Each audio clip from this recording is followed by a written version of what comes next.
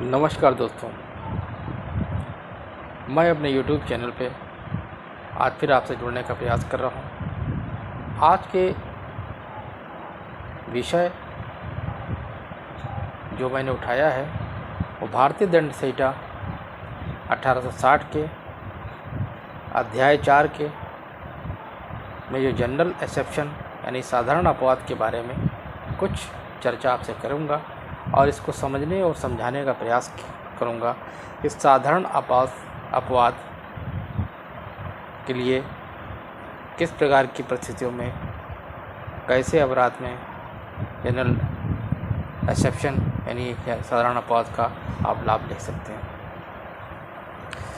तो general exception जो है आईपीसी के सेक्शन 76 से शुरुआत हो रही है इसकी, और इसी में ही दूसरा पार्ट इसका प्राइवेट डिफेंस है जो कि 105 तक जाता है।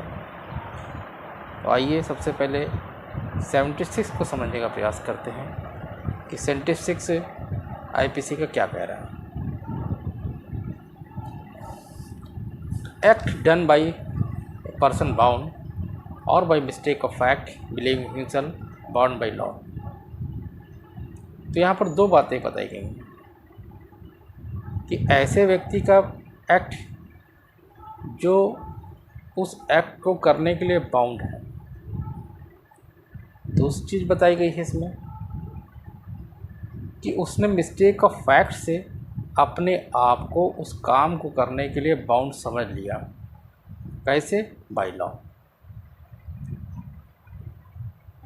तो इसमें यहाँ पर यह बताया गया है कि किन परिस्थितियों में ये उस व्यक्ति का एक्ट अपराध नहीं होगा, यानी ऐसे व्यक्ति का कृत्य जो कि अपने आप को उस काम को करने के लिए बाउंड है या फिर तथ्य की भ्रामकता से यानी मिसकंसेप्शन ऑफ फैक्ट से वो अपने आप को बाउंड समझता है, तो वो अपराध नहीं माना जाएगा।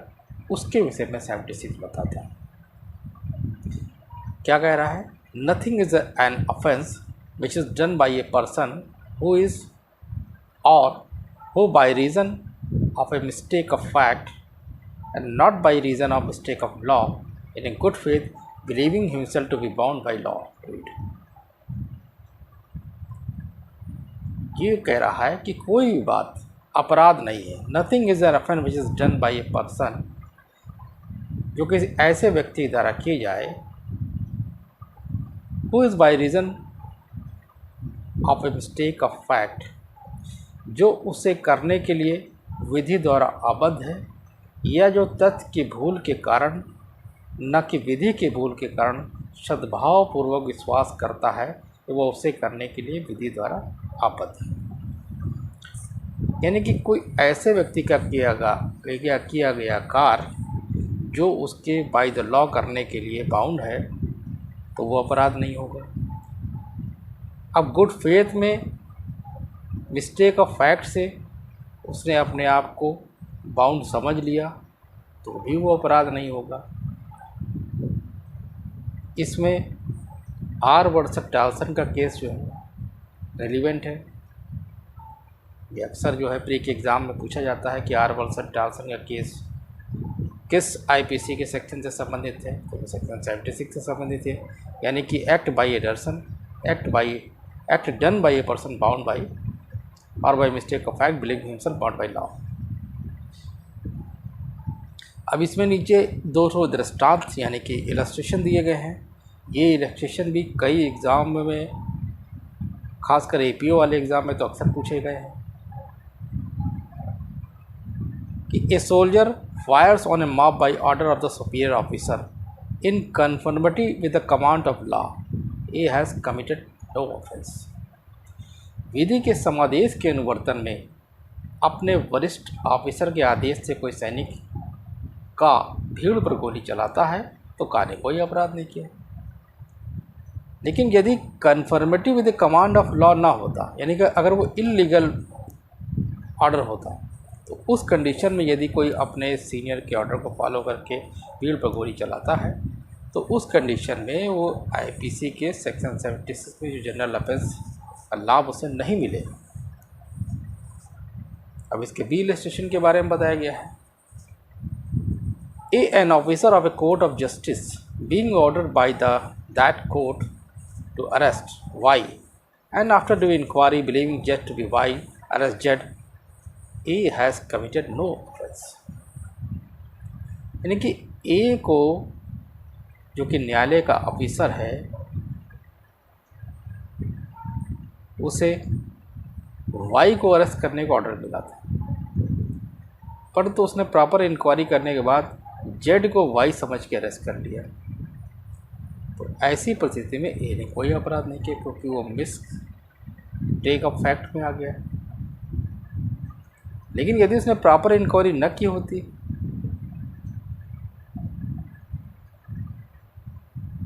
और बाय द निगलेंस अगर उसने गिरफ्तार कर लिया होता, तो उस कंडीशन में उसको सेक्शन 76 का लाभ नहीं मिलेगा। सेक्शन 76 को जब भी पढ़ा जाता है तो सेक्शन 76 के साथ 79 को पढ़ना रेलिवेंट होता है, क्योंकि उसमें कुछ मिलती जुलती बातें कही हैं। यहाँ पर सेक्शन 76 में बताया गया है act by person bound by law. 79 में बताया गया है act done by a person justified और mistake of fact believing himself justified by law. वहाँ पर भी दो बातें बताई गई हैं, act done by person justified by law और mistake of fact believing himself justified by law.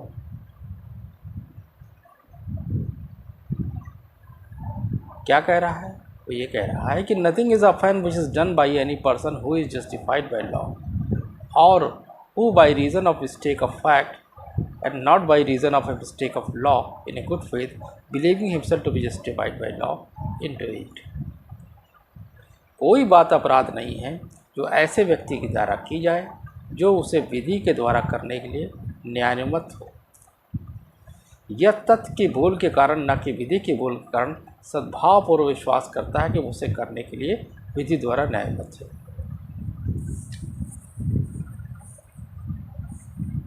यानी कोई व्यक्ति जो है वो बाउंड नहीं है यहाँ पर उस काम को करने के लिए।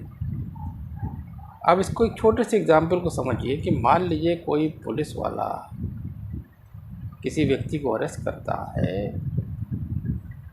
By the order of the court, तो वो क्या है, वो बाउंड है, क्योंकि उसे कोर्ट के द्वारा ऑर्डर मिला है। लेकिन यदि कोई वो हीनियस कृत्य कर रहा था और किसी प्राइवेट पर्सन ने उसको गिरफ्तार कर लिया या गिरफ्तारी करने में सहायता की, वो बाउंड नहीं है, लेकिन उसका कृत्य क्या होगा, जस्टिफाइड बाय लॉ होगा। तो ऐसी स्थिति में यहाँ पर दो बातें हैं कि एक तो उसका कृत्य जस्टिफाइड बाय लॉ होना चाहिए और वो गुड फेथ में होना चाहिए। तो आईपीसी के अधिकांश ऑफेंस में गुड फेथ का बहुत अच्छे से इस्तेमाल किया गया है। बार बार ये बताया गया है कि अगर कोई कृत्य जो होगा गुड फेथ में किया जा रहा है तो वो अपराध नहीं है। अक्सर ये गुड फेथ वर्ड जो है आईपीसी की कई धाराओं में गुड फेथ का इस्तेमाल किया गया। लेकिन यदि गुड फेथ में वो कृत्य न किया गया होता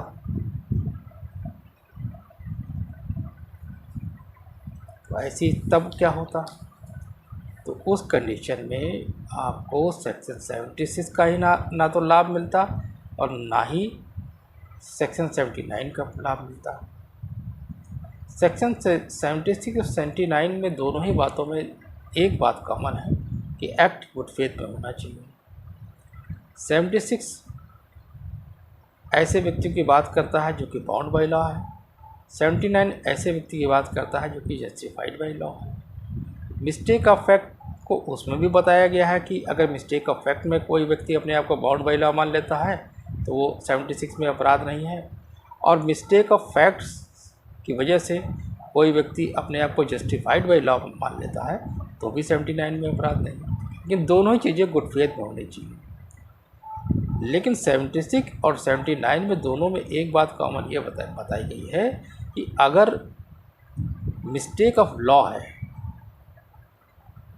तो उसमें एक्सक्यूज़ नहीं मिलेगा आपको, 76 में भी नहीं मिलेगा और 79 में मिलेगा। मिस्टेक ऑफ लॉ में 76 और 79 का डिफेंस आप यानी जनरल एक्सेप्शन में अपवाद के रूप में उसका इस्तेमाल आप नहीं कर सकते।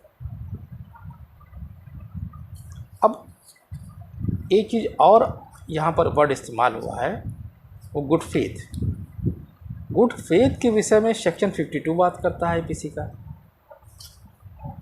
और ये डेफिनेशन क्लास है, ये होल आईपीसी पर एप्लीकेबल है कि जहाँ जहाँ गुड फेथ वर्ड आता है तो वहाँ पर यही जो सेक्शन 52 की डेफिनेशन है वही एप्लीकेबल होगी। वहाँ पर क्या है, वहाँ पर गुड फेथ में बताया गया nothing is set to be done और believe in good faith which is done और believe without due care and attention. वहाँ पर एक वर्ड इस्तेमाल किया गया है ड्यू केयर एंड अटेंशन। ये अक्सर पूछा जाता है प्री में कि due care and attention word कहाँ इस्तेमाल किया गया है, तो आपको बताना होगा ये सेक्शन 52 में इस्तेमाल किया गया है। अब ये सेक्शन 52 में सद्भाव पूर्वक यानी गुड फेथ किसको कह रहे हैं, कोई बात सद्भाव पूर्वक की गई है या विश्वास की गई है नहीं कही जाती जो सम्यक सतर्कता और ध्यान के बिना की गई हो, यानी कि without due care and attention अगर कोई बात की जाती है तो ये नहीं माना जाएगा कि वो गुड फेथ में की गई है। गुड फेथ के लिए इन दो चीज़ों का होना बहुत आवश्यक है, यानी गुड फेथ के जो एलिमेंट है वो ड्यू केयर एंड अटेंशन। अगर ड्यू केयर यानी सम्यक सतर्कता के साथ में और ध्यान के साथ में यदि आपने कोई काम किया है तो ये माना जाएगा कि आपने गुड फेथ में काम किया है। सेक्शन 76 और 79 के जो कॉमन एलिमेंट है वो है गुड फेथ, और तो सेक्शन 70 और 76 79 को दोनों में ही ये बताया गया है कि सेक्शन 76 में बताया गया है ऐसा कोई एक्ट जिसमें पर्सन बाउंड बाई लॉ है और अगर मिस्टेक ऑफ फैक्ट से अपने आप को बाउंड बाई लॉ समझता है और गुड फेथ में समझता है तो उसको सेक्शन 76 का लाभ मिलेगा। गुड फेथ के बारे में क्या चीज़ कॉमन है कि ड्यू केयर एंड अटेंशन के द्वारा कोई कार्य अगर किया गया हो तो गुड फेथ में माना जाएगा।